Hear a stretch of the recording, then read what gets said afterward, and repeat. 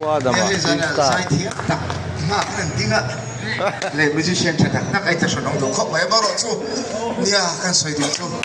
cái cậu pasal borol vài giờ đi nè à cái mầm cái là nia mà mình bùi tê em có cùng có xoay chính đó này ăn luôn cái gì có ổn na về ăn chỉ cả ngày này chú tôi sai cái lắm đó này